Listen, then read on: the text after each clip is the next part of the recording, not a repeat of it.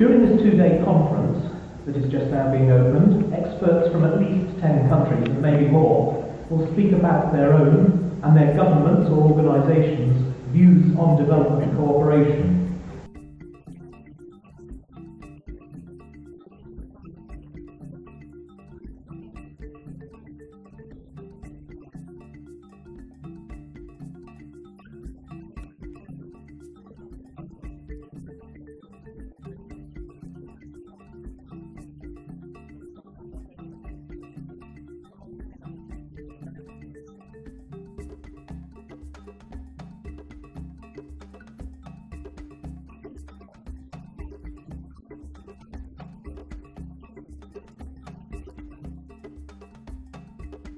We are convinced that linking up human rights with development is essential to achieve efficient, inclusive, and sustainable development.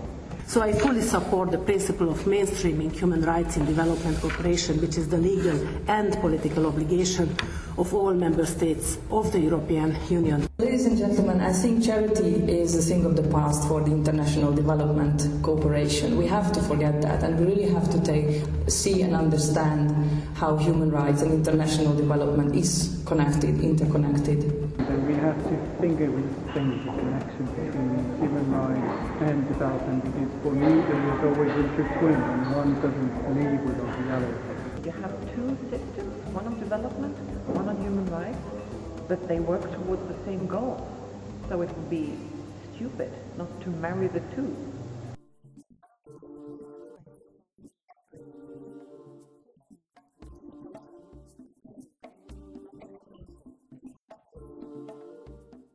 Do we see the person as a partner, an active and capable agent, and a person with rights? Poverty is about much more than just how much or how little money you have. It's also about being able to influence your own living situation, to be able to live a life in dignity, to not to be subject to harassment or danger, and if you take that, and not to be discriminated. And I'm sure if we really involved the community, consulted before we went on this very big project, big proposal, we'll have done much better than that. It's about empowering people to help themselves, but it's also about empowering them to hold the relevant institutions to account.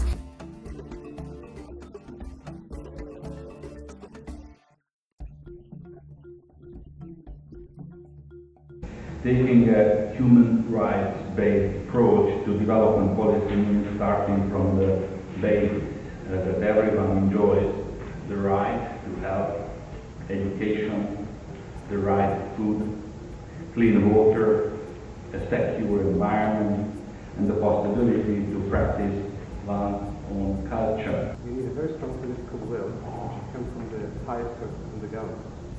Human rights-based approach should be systematically applied at the policy and the programming level as well, because that is really crucial, whether you do it during the programming level. NGOs can potentially become leaders in applying rights-based approach because of this notion of solidarity and the experience of fighting for rights in their own countries. In Czech Republic, because of our profile, we used human rights-based approach as a lens to look at these global issues and actually stress really the root causes of poverty.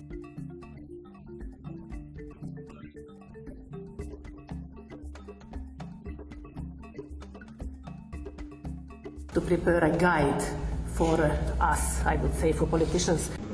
Useful methodological tool that helps us take a holistic approach to development and make sure we don't, in our analysis and assessment of development projects and programs, that we don't leave out important issues.